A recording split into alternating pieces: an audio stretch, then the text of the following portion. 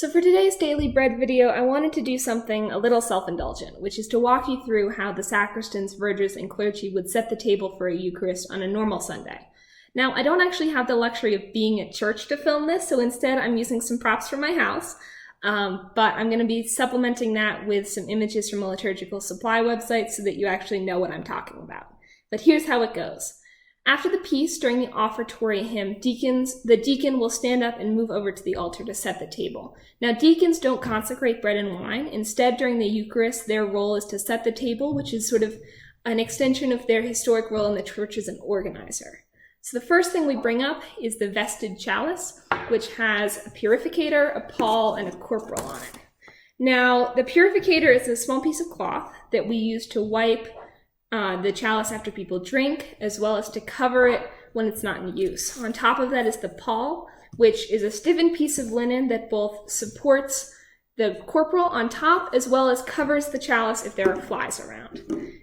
So the third thing, the corporal, is sort of like a placemat, but it has an interesting history because if you were to go on a website now to buy a corporal, you would find that it's mostly advertised as being pure linen, which goes back to around, I want to say the 13th century, when it was decided that the transubstantiated bread, the body of Christ, would be wrapped in the corporal after the Eucharist. And so, going off of that, the corporal should only be made of pure linen because Jesus' body was wrapped in pure linen for his burial.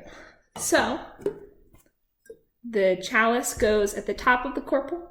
Next, we bring up the paten with the priest host and the gluten-free wafers. So the priest host, besides making a satisfying cracking noise, is symbolic of a tradition in the Episcopal Church, which was that all bread would be broken in the 18th century. It would be shared among people, and it would literally be torn bread. Nowadays, we use wafers, but the priest host is still symbolic of that tradition. So then the gifts are brought up.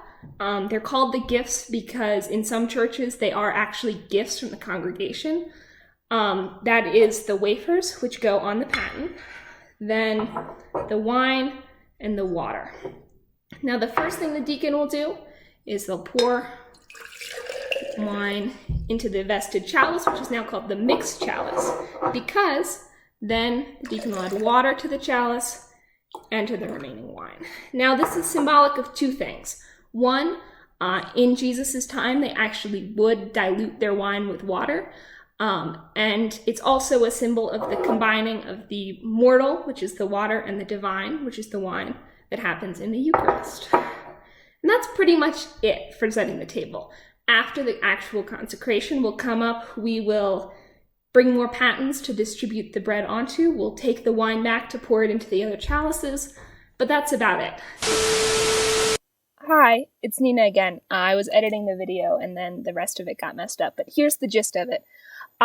Church is still happening, even though we're not performing the Eucharist every day. We're not receiving it.